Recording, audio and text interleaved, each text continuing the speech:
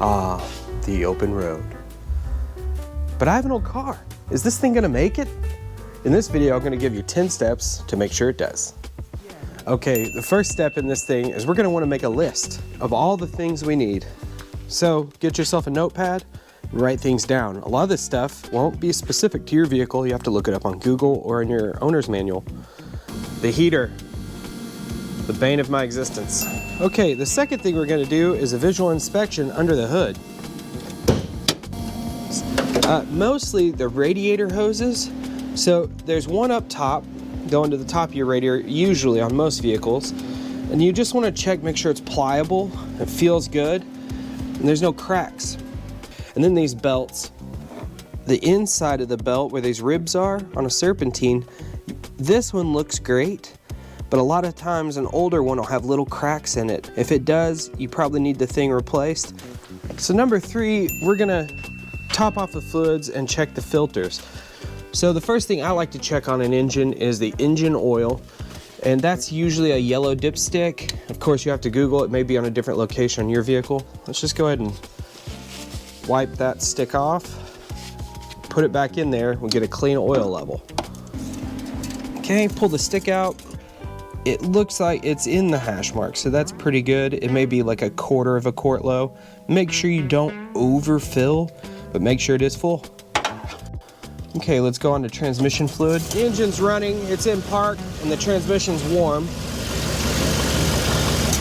This is a Chevrolet transmission, so that's how you check them. Usually on your dipstick or the owner's manual, it'll tell you how you need to check it.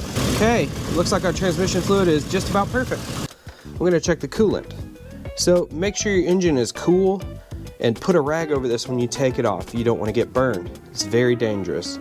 So my radiator is full of coolant, so that's good, but I need to check what they call the expansion tank. And that's over here. You can see it says Dexcool on it. Now I wanna make sure that's filled up to the proper line. I can see from the side that it's not full or up to this line. So going over my list right now, I'm gonna write that down. Coolant. Now very important is your brake fluid. We'll pop that cap off. Let's check the level down in here. I'm right below the top, but this one's good. I don't need to write that down. That's very important though. You don't want air in your brakes. Then power steering fluid. Now this one has a dipstick as well. This one's actually over full, so I probably should get some out of there, but it'll be fine. This is for your windshield. It'll say right on there. Now try to be as accurate as you can with this. Don't spill things everywhere. There we go. Oh yeah, perfect. On this style of vehicle, you can access the filter, see if it's dirty, see if there's leaves down in there, and get that swapped out. All right, we're gonna make sure the lights are working now and the electrical. To make sure the headlights are on, and then just put the flashers on, as that'll tell us if our blinkers are working. And that's also the brake lights, those blinkers. What's it telling me? Oh yeah, driver door ajar, I know that. Okay, on this vehicle I got a blinker here, and it's working. You can see there's a glow, tail light. License plate lights are working. Tail light, blinker. Uh-oh. Mirror, blink. Headlights, right blinker, headlight, left blinker. Let's check the high beams. There we go. All right, let's check the condition of both of our wipers. We can flip this around. What I like to do is kind of clean them and feel along the wiper. See if they're cracked or damaged. These ones are pretty new, they're all right. So this next step is checking your brakes. Usually what I do is drive down the road. Have you been hearing any road noise? Do you hear any when you're driving down the road? You like hit the brakes, so any scratching noises, dragging, is your pedal spongy? Mostly what you want to look for is your brakes should immediately be firm when you hit them, should stop nicely, shouldn't pull to one side or the other, and there shouldn't be any real noise from it. If you do, you should probably go get those checked out. Brakes and steering are extremely important for safety, so be careful. You can check for excessive dust on your front wheels, especially like brake dust. It'll be a brownish color, kind of like this rust here or something like that, and you'll see it all caked on here. Make sure you don't have any grease on your fingers, but you can feel your brake rotors inside and outside and make sure there's no like deep grooves or anything like that in them. You notice the brake pads are messed up, or really any insecurity about the brake system, go have those swapped out, checked out. You want to make sure you have brakes whenever you're driving down the road. Your jack and tire iron. Do you have safety triangles? Do you have everything you need to be able to change the tire? Whenever we check the tire pressure as well, is your spare in the vehicle? What condition is it in? Check YouTube before you leave and see how to change the tire. Tire pressure, tread depth, and then of course uneven wear, especially on the front. Now the tool we're going to use to make sure our tread depth is good is an old penny. Okay, we want to make sure the top of his head is hidden. That means the tread depth is plenty deep. Now, usually you can look at the tire uneven like this, worn down.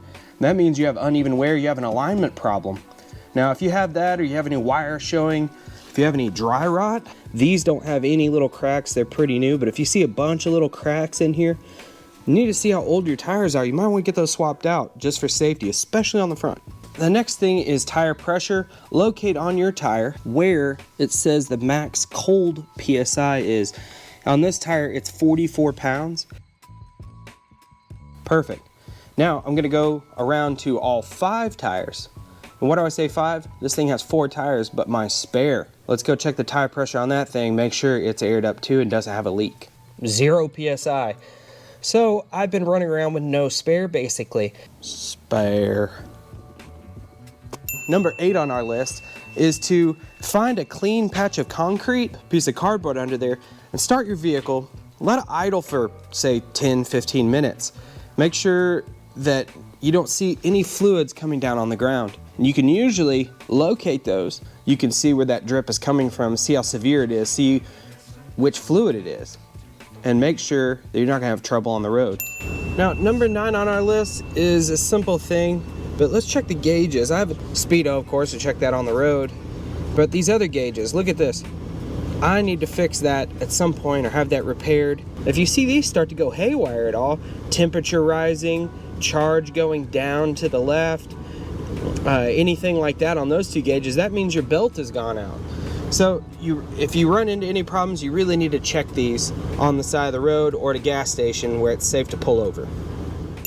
Now, number 10 is probably the most important step, I would say, is to double check everything. I like to check my oil weekly and coolant once a month or so, even if you have a new vehicle. Part of number 10 is to take your fancy list that you made and make sure each thing is checked off the list and knock all those things out so your vehicle is as reliable as it can be.